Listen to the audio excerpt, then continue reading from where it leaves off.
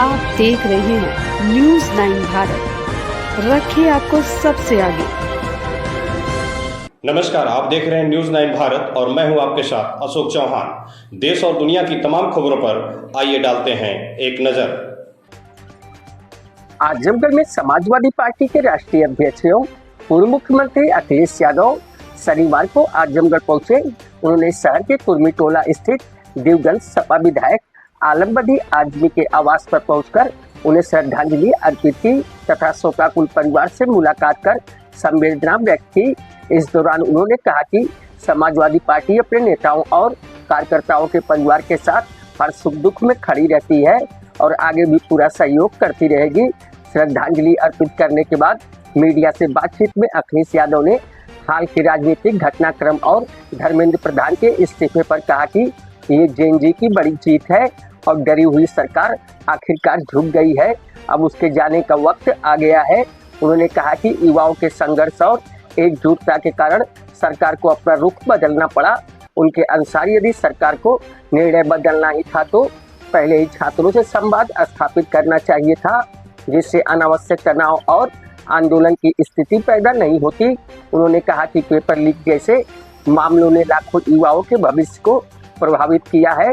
केवल एक निर्णय लेने से समस्या का समाधान नहीं होगा, बल्कि भर्ती और परीक्षा प्रणाली को पूरी तरह से पारदर्शी, जवाबदेह और भरोसेमंद बनाना होगा ताकि भविष्य में ऐसी घटनाओं की पुनरावृत्ति न हो। दिल्ली में छात्रों के प्रदर्शन और पुलिस कार्रवाई का उल्लेख करते हुए अखिलेश यादव ने कहा कि समाजवादी पार्टी लोकतांत्रिक तरीके से अपनी बात रखने वाले युवाओं के साथ है। उन्होंने छात्रों पर बल प्रयोग को अनुचित बताते हुए कहा कि संवाद और संवेदनशीलता से ही ऐसे मामलों का समाधान होना चाहिए। उन्होंने यह भी कहा कि यदि युवाओं के अधिकारों, रोजगार और निष्पक्ष परीक्षा व्यवस्था की मांग उठाना राजनीति है तो समाजवादी पार्टी ऐसी राजनीति करती रहेगी और युवाओं के हितों की आवाज उठाती रहेगी।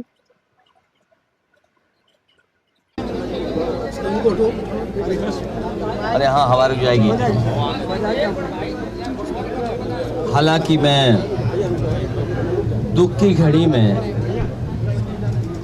हमारे बहुत लोकप्रिय, बहुत सम्मानित विधायक आलमबदी साहब के मैं परिवार और उनके सभी सगे साथी, सहयोगी, उन लोगों से मिलकर के आया हूँ। परिवार के सभी सदस्यों से मिलने का मुझे मौका मिला। बेटे हमारे बगल में हैं, इन्होंने और इनके साथियों ने पूरी सेवा की है। जब वो तकलीफ और परेशानी और बीमारी की हालत में थे तब भी देखभाल, उनकी पूरी दवाई, इलाज, क्या क्या उस समय ज़रूरत है उनको पूरा किया। एक ऐसे इंसान को हम लोगों ने खोया जो पूरा जीवन उसने गुजार दिया लोगों की सेवा में। उन्होंने अपनी पहचान, अपनी मेहनत से और उनका परिचय और जो सम्मान उन्होंने पाया, शायद उत्तर प्रदेश की राजनीति में इतना लोकप्रिय विधायक कोई नहीं रहा होगा, जिसका सम्मान हर वर्ग के लोग करते थे, हिंदू हो, मुस्लिम हो या किसी समाज के लोग रहे होंगे। उन्होंने हमेशा सम्मान किया। उनके बीच में विधायक जब भी गए होंगे, विधायक जी, उन्होंने कभी भी किसी तरह का भेदभाव नहीं किया। एक तरीके से सौहार्द कैसे बने रहे, भाईचारा कैसे बने रहे, आपस में प्रेम कैसे बढ़े, हमारी जो हिंदू मुस्लिम की एकता है, हिंदुस्तानियत को कैसे पहचान दें, उसको जीवन भर वो करते रहे। इतनी बार के विधायक होने के बावजूद भी उनके ऊपर कोई आरोप किसी तरह का नहीं लगा सकता था और आम लोगों की तरह आम जीवन जीते थे और राजनीति की सूझबूझ और अपने समाज की सूझबूझ बहुत कम लोगों में रही होगी। मैं व्यक्तिगत ये कह सकता हूँ कि जब कभी भी मुझे मिलते थे वो, जो उनको जानकारी हासिल होती थी अखबारों से या अपने समाज की क्या चर्चा चल रही है, वो हम तक और पार्टी तक पहुंचाते थे। उससे हमें निर्णय लेने में, लोगों के बीच अपनी बात कहने में आसानी होती थी। समाज के भाव को समझते थे हम लोगों ने खोया है। एक अच्छे इंसान को, ऐसे इंसान कम आते हैं, कम बनते हैं। और मैं तो ये कहूँगा उनका जहन जो था वो आम लोगों के लिए था, सेवा के लिए था। और हम भरोसा दिलाते हैं उनके से साथियों को, उनके कामों को आगे बढ़ाएं, परिवार के लोग उनको काम आगे बढ़ाएं। हम समाजवादी लोग हमेशा उनके साथ रहेंगे। हालांकि दुख की घड़ी में हम लोग आए हैं, लेकिन इधर जो एक खबर आई है वो ऐसी खबर है, खासकर नई पीढ़ी के लोगों में ऊर्जा भर दी है। जहां जहां जैसे जैसे खबर पहुंची है, लोगों ने खुशियां मना ली। ये जिद क्यों थी आखिरकार? अगर यही करना था तो बच्चों से बात करके, बुला करके ये फैसला पहले ही ले लिया जा सकता था, और तब ले लेना चाहिए था, क्योंकि जब बच्चों की जान गई है कईयों की, और सरकार ने खुद स्वीकार किया था कि परीक्षा का पेपर लीक हुआ है, आपने अधिकारी बर्खास्त किए, आप मैनेजमेंट के लिए लगे रहे।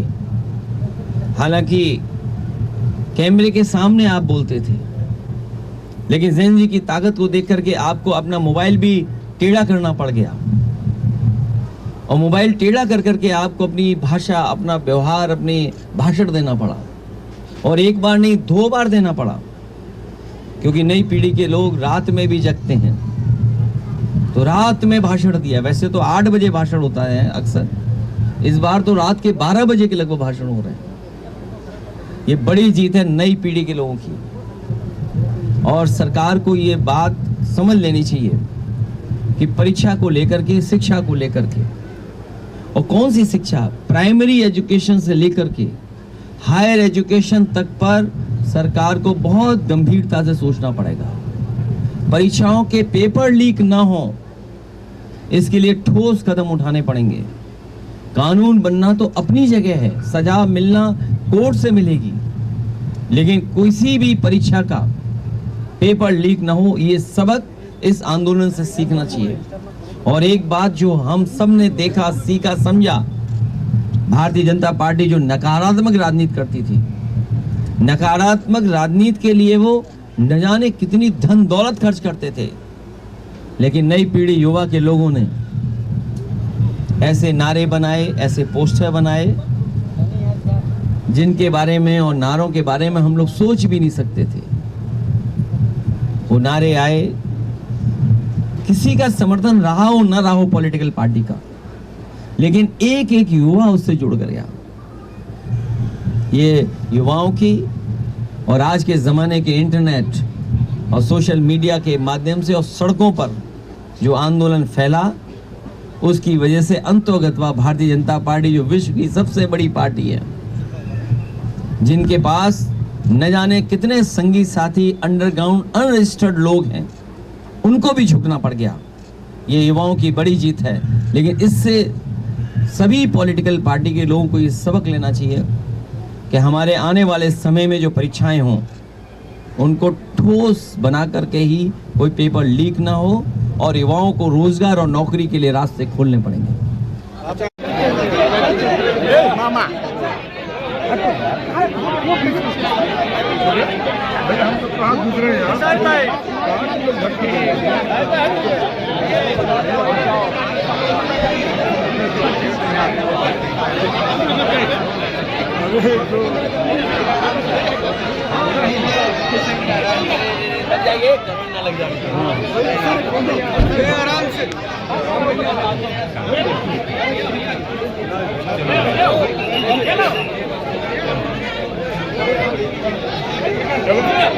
यहाँ खबरों का सिलसिला कभी नहीं थमता। सिर्फ और सिर्फ बने रहिए न्यूज़ 9 भारत पर। अब चाहूंगा इजाजत, नमस्कार।